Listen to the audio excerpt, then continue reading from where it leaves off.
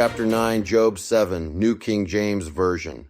Is there not a time of hard service for man on earth? Are not his days also like the days of a hired man, like a servant who earnestly desires the shade, and like a hired man who eagerly looks for his wages? So I have been allotted months of futility, and wearisome nights have been appointed to me. When I lie down, I say, when shall I arise, and the night be ended? For I have had my fill of tossing till dawn. My flesh is caked with worms and dust. My skin is cracked and breaks out afresh. My days are swifter than a weaver's shuttle, and are spent without hope. Oh, remember that my life is a breath. My eye will never again see good. The eye of him who sees me will see me no more. While your eyes are upon me, I shall no longer be. As the cloud disappears and vanishes away, so he who goes down to the grave does not come up. He shall never return to his house, nor shall his place know him any more. Therefore I will not restrain my mouth. I will speak in the anguish of my spirit. I will complain in the bitterness of my soul. Am I a sea or a sea serpent, that you set a guard over me, when I say, my bed will comfort me, my couch will ease my complaint? Then you scare me with dreams and terrify me with visions, so that my soul chooses strangling and death rather than my body. I loathe my life. I would not live forever. Let me alone, for my days are but a breath. What is man, that you should exalt him, that you should set your heart on him, that you should visit him every morning and test him every moment? How long? Will you not look away from me and let me alone till I swallow my saliva? Have I sinned? What have I done to you, O watcher of men? Why have you set me as your target, so that I am a burden to myself? Why then do you not pardon my transgression and take away my iniquity? For now I will lie down in the dust, and you will seek me diligently, but I will no longer be. Job has moved past the friends now. He is done, for the moment, addressing Eliphaz. He turns his face upward and begins to speak directly to God, and what comes out is one of the most raw and paradox-laden monologues in all of Scripture. It sounds on the surface like a man dissolving, but listen more carefully and you will find that it is actually a man who cannot stop believing, no matter how hard the evidence presses him toward disbelief. He opens with the image of a laborer, not a free man, not a patriarch with flocks and land, and a name that commands a city gate, a hired hand, a servant watching the shadow move across the ground, counting the hours until the day ends, waiting for wages that are the only proof his work meant anything. This is how Job describes his existence now: months of futility, nights appointed for weariness. He lies down, and the darkness offers him nothing, not rest, not relief, not the mercy of unconsciousness. He tosses until dawn, and the dawn brings only the return of the flesh that is caked with worms and cracking open and breaking out again before the last break has had time to close. The body that was once the vessel of a blessed man has become a kind of prison that keeps repairing itself just enough to keep suffering. And then he says his days are swifter than a weaver's shuttle. This is the paradox already beginning to surface. A man for whom every night is an eternity of tossing is simultaneously a man for whom life itself is moving too fast. Time is both unbearably slow in the dark and terrifyingly swift when he lifts his head and looks at what remains of it. The nights have no end and the life has no length. He is trapped in the worst of both. Too much time to feel the pain and not enough time to find the meaning of it. That is not contradiction. That is the precise texture of suffering that has gone on long enough to warp a man's relationship with time itself. He looks at the people around him and says something devastating in its quietness. The eye that sees him now will see him no more. He is already in his own mind beginning to disappear, not dramatically. The way a cloud disappears, not with a crash or a proclamation, just a gradual thinning until the sky where it was is indistinguishable from the sky where it wasn't. He will go down to the grave and not come up. His house will not know him. His place will not remember him. And in this moment, Job is not speaking theology. He is speaking from the underside of a life that has had everything stripped from it and is trying to calculate what is left. The answer he keeps arriving at is not much, not for long. So he decides to stop restraining his mouth. This is the hinge on which the whole chapter turns. He has been restrained through the 7 days of silence, through the friend's speeches, through his own careful defenses of his integrity. And now he says plainly, I am going to speak from the anguish of my spirit and the bitterness of my soul, and I am not going to apologize for the sound of it. This is not rebellion.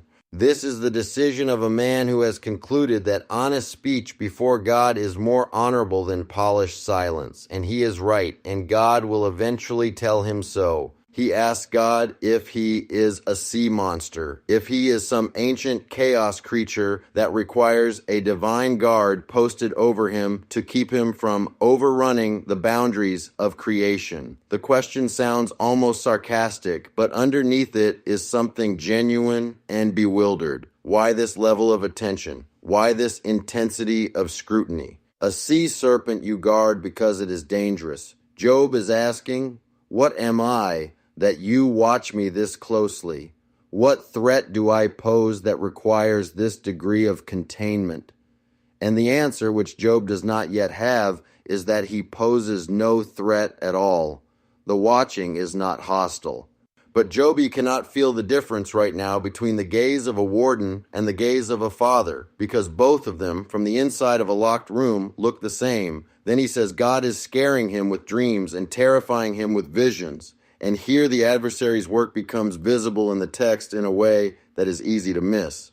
The same kind of night visitation that came to Eliphaz, the disquieting thoughts, the visions of the night, the fear that made the bones shake, is now apparently coming to Job as well. The bed that should comfort him becomes the place where the terror arrives. The couch that should ease his complaint becomes the platform for something that makes his soul choose, strangling over continued existence. Job is not merely sick and grieving and abandoned by friends. He is being worked on at night, in the hours when the defenses are lowest, in the territory where the adversary has always preferred to operate. What was delivered to Eliphaz as theology is being delivered to Job as terror. Different delivery, same author, same goal, get this man to break. And then Job asks the question that is the most theologically explosive line in the chapter, and possibly in the entire book. He looks at God and says, what is man that you should exalt him, that you should set your heart on him, that you should visit him every morning and test him every moment? Every reader of the Psalms hears an echo here immediately. The 8th Psalm asks the same question, what is man that you are mindful of him, that you visit him, and answers it with glory and honor and dominion and a crown. The psalmist looks at humanity's smallness against the backdrop of creation and arrives at wonder. Job looks at humanity's smallness against the backdrop of his own suffering and arrives at exhaustion. The same question, the same words, two entirely opposite emotional destinations. One man standing under a sky full of stars, marveling that God would notice him at all. Another man lying in ashes, wishing God would stop. This is the deepest paradox in the chapter. Job is not an atheist. He is not a man who has concluded that God does not exist or does not care. He is a man who believes so completely in God's attentiveness that he experiences it as overwhelming. You cannot feel watched by someone you do not believe is there. You cannot feel tested by a God you have written off. Job's complaint is not the complaint of unbelief.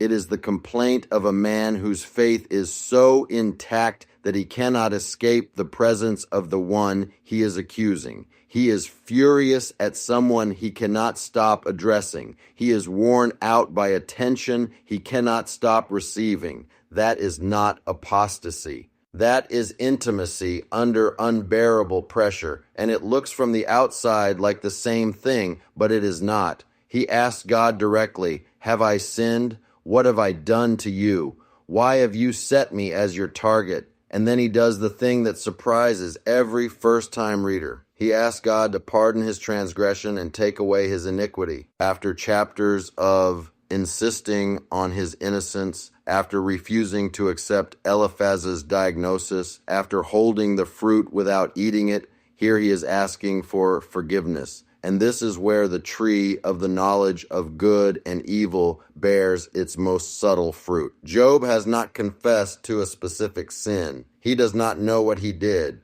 But the pressure of the suffering and the silence and the night terrors and the dried up streams of friendship has worn him to the point where he is willing to negotiate, where he is willing to say, I do not know what I did, but if there is something, pardon it, because I cannot endure this anymore. This is the bite, not a full swallow, not a collapse. But the fruit is at his lips.